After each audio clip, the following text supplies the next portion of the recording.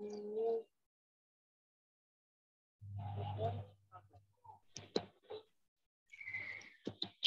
assalamualaikum warahmatullahi wabarakatuh. Di sini hari ini mata pelajaran aplikasi umum, materi kita menyusun uraian tugas pada kegiatan administrasi.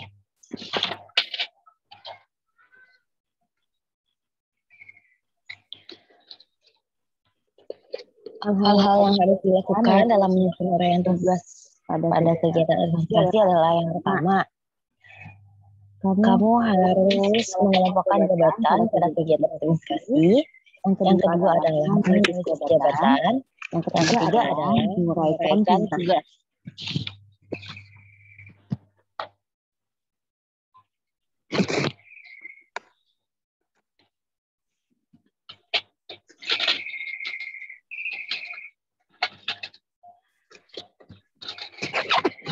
Apa aja sih tingkat jabatan yang ada dalam administrasi? Tingkat jabatan yang ada dalam administrasi yang pertama adalah administrator atau yang disebut sebagai kepala administrasi. Kepala administrasi merupakan orang yang menentukan tujuan dan kebijakan, memberikan garis-garis besar yang akan digunakan sebagai pedoman pokok dalam pelaksanaan kegiatan-kegiatan organisasi guna mencapai tujuan organisasi yang telah ditentukan. Yang kedua adalah manajer atau yang disebut sebagai pimpinan pelaksana kerja. Manajer merupakan orang-orang yang memimpin penyelenggaraan kerja, menggerakkan orang lain, mendayagunakan segala sumber daya seperti uang, mesin, alat-alat, dan saran lainnya untuk mencapai tujuan organisasi yang telah ditetapkan. Yang ketiga adalah staf atau pembantu ahli. Staf merupakan orang yang karena keahlian dan ketepatannya serta kemampuannya dalam bidang-bidang tertentu bertugas sebagai pemikir dan penasehat yang membantu administrator dan manajer dalam kegiatannya untuk mencapai tujuan organisasi yang telah ditentukan. Yang keempat adalah worker atau pegawai atau disebut juga sebagai pekerja. Worker merupakan pekerja yang secara langsung digerakkan oleh manajer untuk bertindak sebagai pelaksana yang akan menyelenggarakan pekerjaan sehingga menghasilkan sesuatu yang diharapkan dalam usaha pencapaian tujuan organisasi yang telah ditetapkan. Selain pembagian tingkatan jabatan administrasi, tingkat jabatan administrasi juga dapat dibentuk menjadi 3 bentuk susunan piramida utama sesuai dengan kategori tingkat jabatannya masing-masing. Yang pertama adalah manajer administrasi. Manajer administrasi merupakan orang yang menentukan konsep utama yang harus dilakukan sesuai visi dan misi perusahaan, serta memberikan garis besar dalam pelaksanaan kegiatan kantor. Yang kedua adalah manajer kantor. Manajer kantor merupakan jabatan yang kedudukannya sebagai asisten sebagai top manager. Contohnya, dalam sebuah perusahaan, manajer kantor memiliki penamaan yang sama untuk setiap pejabat, seperti manajer pemasaran, manajer keuangan, manajer sumber daya manusia, dan lain sebagainya. Yang ketiga adalah supervisor. Supervisor merupakan jabatan dalam struktur organisasi yang mempunyai kuasa dan wewenang untuk mengeluarkan perintah kepada rekan kerja bawahannya di bawah arahan jabatan atasannya. Di slide selanjutnya, di sini ada analisis jabatan, merupakan suatu kegiatan pengumpulan penilaian dan penyusunan berbagai informasi secara sistematis.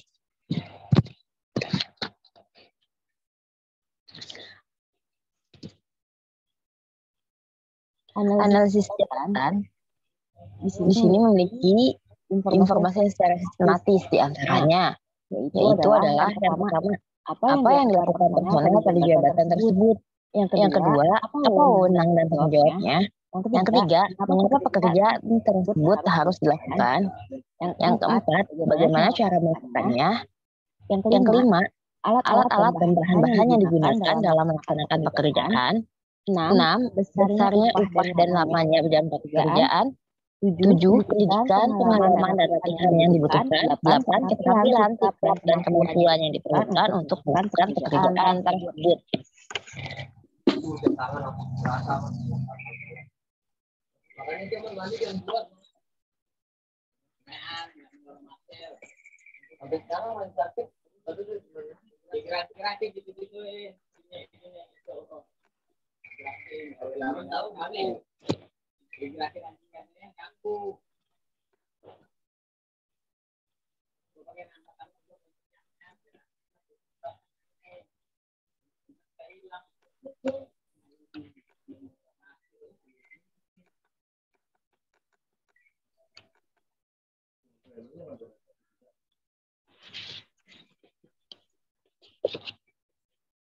Berdasarkan uraian yang tadi saya paparkan, dapat ditemukan bahwa analisis jabatan dilakukan untuk menyelidiki fungsi, peranan, dan tanggung jawab dalam suatu jabatan. Di dalam analisis jabatan, tentunya sangat memerlukan sumber informasi, yaitu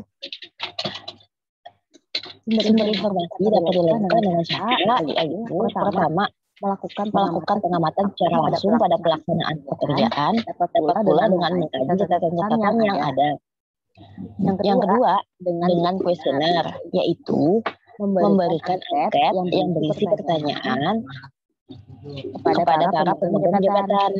Yang ketiga, melakukan wawancara langsung kepada pekerja bersangkutan atau orang yang telah melaksanakan pekerjaan itu ataupun atasan langsungnya.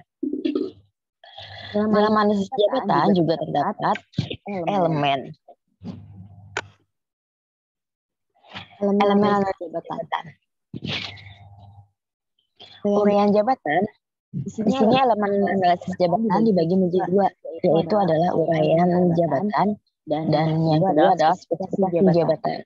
Uraian jabatan merupakan catatan yang disusun secara sistematis tentang tugas dan tanggung jawab suatu jabatan berdasarkan apa yang ada.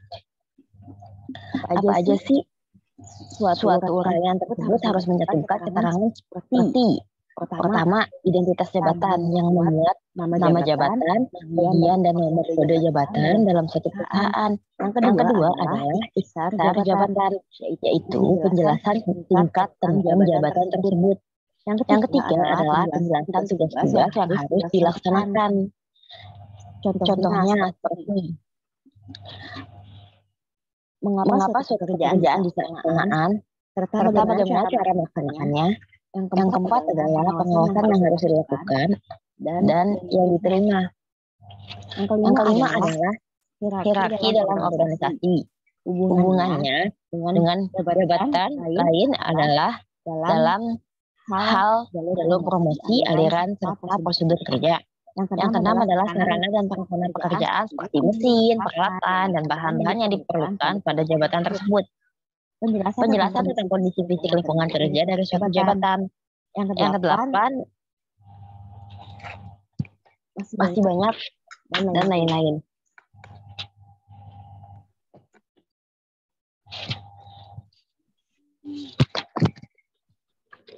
Selanjutnya adalah spesifikasi jabatan.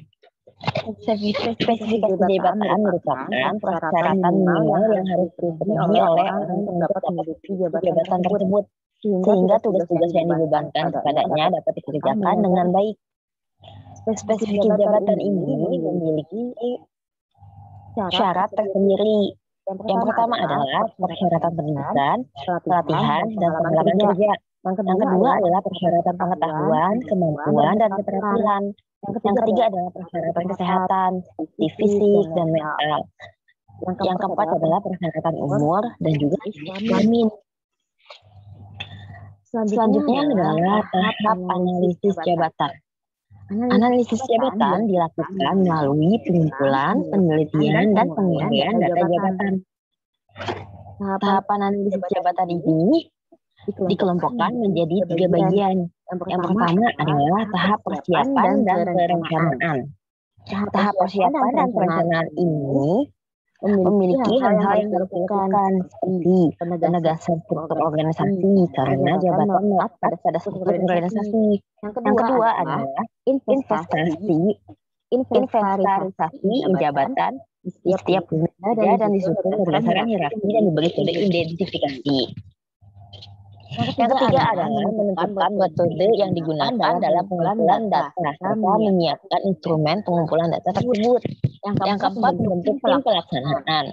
Yang kelima adalah penjelasan pimpinan perusahaan kepada semua pimpinan terkait tentang maksud dan tujuan analisis jabatan yang akan dilaksanakan. B. Tahap pengumpulan data. Tahap pengumpulan data dilakukan. Pengumpulan data dapat dilakukan dengan berbagai cara, yaitu dengan beberapa metode. Yang pertama adalah metode observasi dengan melakukan pengamatan langsung pada pelaksanaan pekerjaan. Sedangkan metode wawancara dengan mewawancarai langsung pemegang jabatan tersebut. Metode kuesioner dilakukan dengan menyebar daftar pertanyaan kepada pekerja pada jabatan yang dianalisisnya. Sedangkan metode studi referensi dengan mengkaji beberapa referensi terkait jabatan tersebut. Untuk metode kombinasi dilakukan dengan mengombinasikan dua atau beberapa metode di atas. C. Pengolahan data. Data yang terperoleh kemudian kalian olah.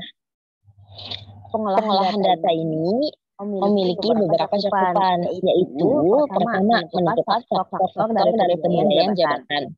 Yang kedua adalah menentukan bobot nilai dari setiap faktor.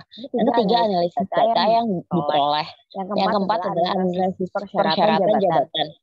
Yang kelima adalah menyusun uraian jabatan. Yang keenam adalah melakukan pola penilaian jabatan sebagai dasar dari penentuan sistem personalia lainnya. Dan yang ketujuh adalah mempersiapkan rekomendasi bagi personalia meliputi perencanaan kerja, pola pengadaan, seleksi dan penempatan pegawai, penilaian karya pegawai, sistem pemberian balas jasa, gaji, dan lain-lain. Di slide selanjutnya, ini adalah uraian tugas.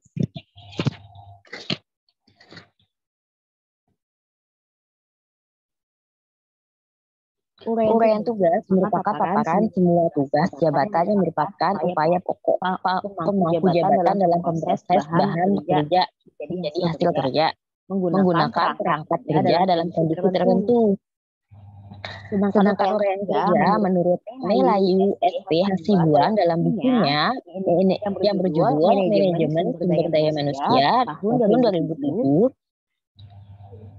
memiliki beberapa persepsi seperti hal-hal sebagai berikut. Yang pertama adalah identifikasi pekerjaan. Yang kedua adalah hubungan tugas dan tanggung jawab. Yang ketiga adalah standar wewenang dan pekerjaan. Yang keempat adalah syarat kerja yang harus diuraikan dengan jelas.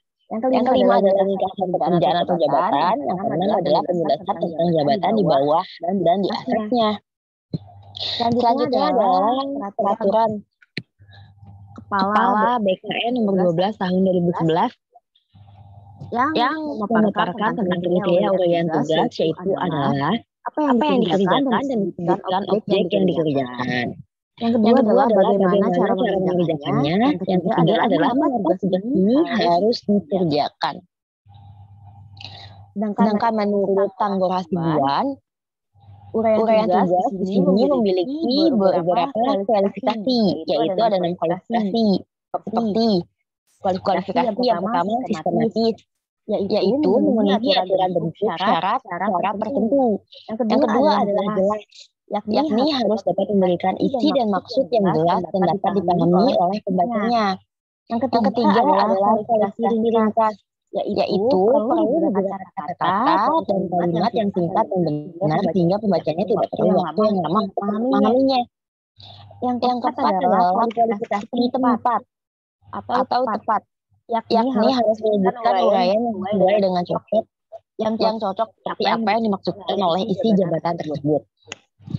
Kualifikasi yang kelima adalah taat azas, yaitu Kata-kata dan kalimat tersebut isinya menunjukkan maksud dan arah yang sama.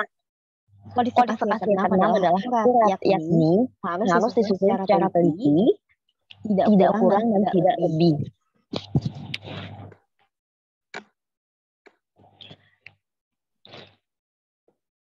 Tugas pada setiap jabatan. Yang pertama ada manajer administrasi. Untuk tugas pada setiap 3 jabatan ini, dia memiliki 3 bagian ya. Yang pertama adalah manajer administrasi, yang kedua adalah manajer kantor, dan yang ketiga adalah supervisor.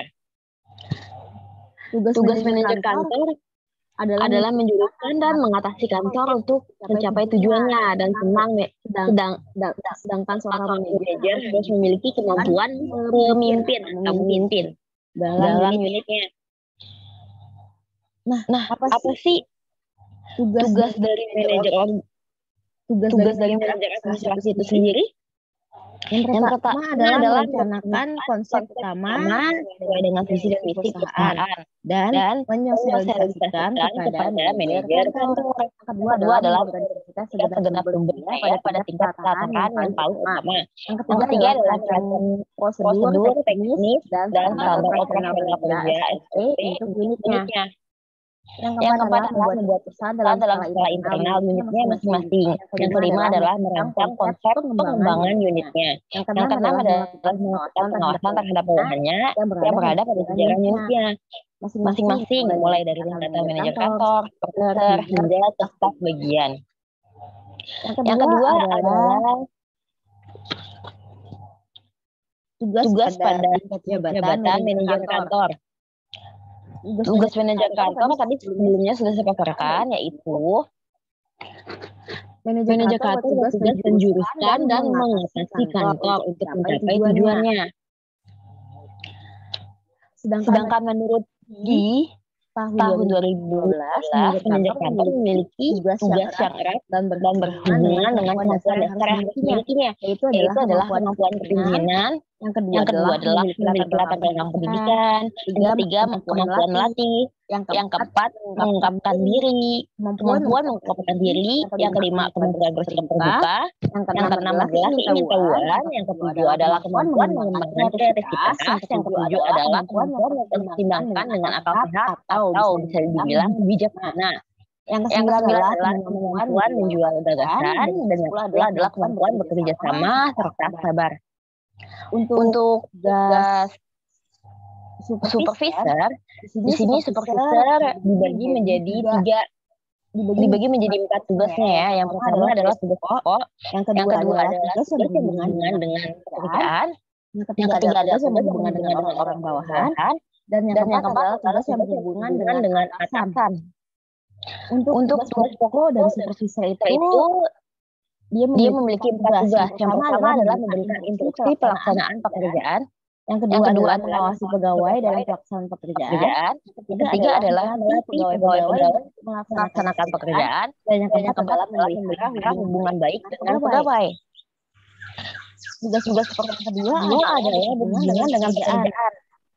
Di sini memiliki 6 yang berhubungan dengan pekerjaan. Yang pertama adalah merencanakan pekerjaan seleksi. Yang kedua adalah mengawal pekerjaan agar selesai tepat waktu. Yang ketiga adalah menjadi pekerjaan kerja. Dan yang keempat adalah mengkoordinasikan pekerjaan dengan unit kerja lainnya. Yang kelima adalah membagi pekerjaan secara adil. Yang keenam adalah menggunakan metode baru dalam melaksanakan pekerjaan. Sedangkan tugas supervisor yang dalam hubungan dengan orang-orang bawahannya memiliki tugas yang berhubungan dengan orang-orang bawahannya, yaitu yang pertama adalah melatih bawahannya, yang kedua adalah asisten magang, yang ketiga adalah mendelegasikan tanggung jawab, yang keempat adalah mendamaikan perselisihan antar karyawan, yang kelima adalah memberikan apabila perlu, dan yang keenam adalah memberikan kedisiplinan dari bawahannya. Untuk supervisor yang berhubungan dengan atasan dan teman kerjanya, di sini dia memiliki 4 tugas. Yang pertama adalah menerima tanggung jawab atas pekerjaan kantor. Yang kedua adalah bekerja sama dengan pegawai lainnya. Yang ketiga adalah menginginkan dan mendorong pertukaran pegawai. Yang keempat adalah melaksanakan kebijakan perusahaan.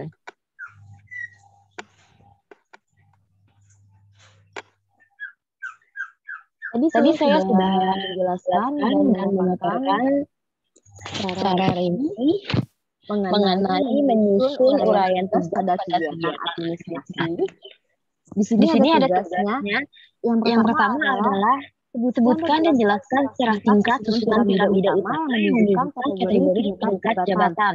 Tadi sudah saya jelaskan ya di slide sebelumnya. Yang kedua adalah jelaskan yang dimaksud dengan uraian jabatan dan spesifikasi jabatan itu. Yang ketiga adalah apa sih hal yang harus kalian uraikan dalam spesifikasi jabatan. Yang keempat adalah jelaskan yang dimaksud dengan uraian tugas itu sendiri. Yang kelima adalah hal apa saja yang diperlukan yang harus kalian uraikan dalam uraian tugas. Tugas ini kalian ketik di Word dan dikumpulkan di Classroom administrasi umum.